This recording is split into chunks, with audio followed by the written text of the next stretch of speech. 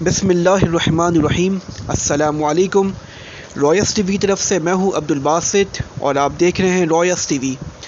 امید کرتا ہوں آپ سب جہاں بھی ہوں گے وہ خیریت سے ہوں گے۔ تو ناظرین کرام، ایک انتہائی اہم وہ نیوز یہ ہے کہ سندھ کے 34ویں گورنر نے حلف اٹھا لیا ہے۔ جی ہاں، سندھ کے 34ویں گورنر جو ایم کیو ایم کے رہنما ہیں کامران تیسوری صاحب، انہوں نے حلف اٹھا لیا ہے۔ یہ سندھ کے 34ویں گورنر منتخب ہو چکے ہیں۔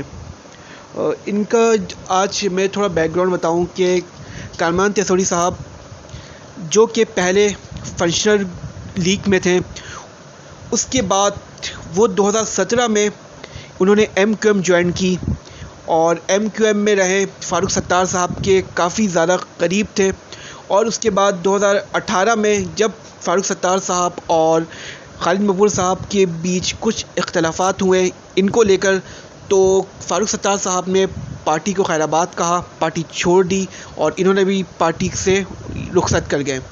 اور اس کے بعد اچانک ریسنٹلی ابھی حالیہ مہینے میں یہ دوبارہ پارٹی میں انہوں نے شمولیت اختیار کی کامران تیسوری صاحب نے، اور ایز اے ڈپٹی کنوینر یہ الیکٹ ہوئے ایم کیو ایم پاکستان میں۔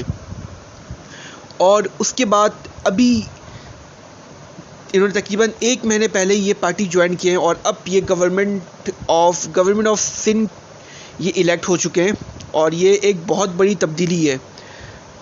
تو ناظرین کرام، اب دیکھنا یہ ہے کہ کامران تیسوری صاحب جو کہ چانسلر بھی ہیں پورے گورنمنٹ یونیورسٹی کے، جی ہاں، اب یہ چانسلر بھی منتخب ہو چکے ہیں۔ جو سندھ کا گورنر ہوتا ہے وہ چانسلر بھی ہوتا ہے۔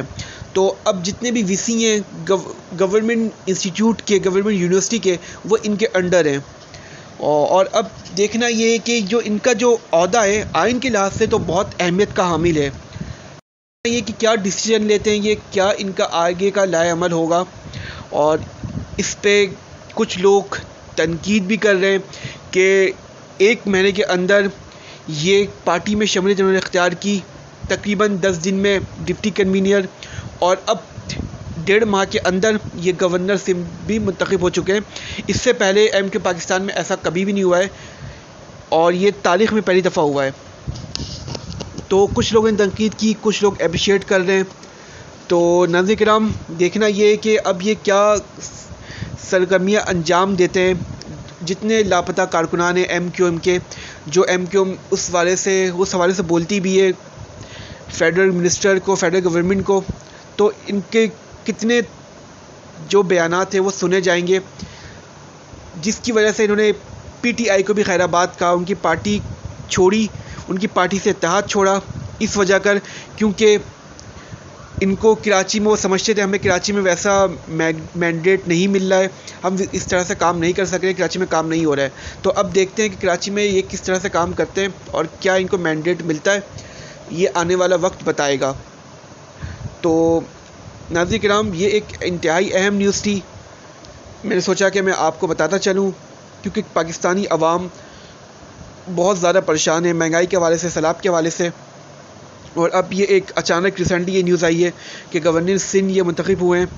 تو دیکھتے ہیں کہ آگے کیا ہوتا ہے، آگے ان کا لائحہ عمل کیا ہوگا، اور ایم کیو ایم پاکستان کس طرح سے جو ٹوٹ پھوٹ کا شکار ہو رہی ہے وہ کس طرح سے اپنے آپ کو ہینڈل کر سکے گی، کس طرح سے اپنی پرانی شاخ دوبارہ بحال کر سکتی ہے، یہ آنے والا وقت ہی بتائے گا۔ یہ جو بلیاتی الیکشن بھی ہونے والے اس حوالے سے کیا سرگرمیاں ہوگی ایم کیو ایم اور دیگر پارٹیز کی، وہ بھی آنے والا وقت ضرور بتائے گا۔ تو آئی ہوپ کہ آپ کو یہ ہماری ویڈیو اچھی لگی ہوگی۔ اگر ویڈیو ہماری اچھی لگی ہے تو آپ اسے پلیز لائک اور سبسکرائب کر لیں۔ آپ اپنے ہوسٹ عبدالباسط کو اجازت دیں۔ اللہ حافظ۔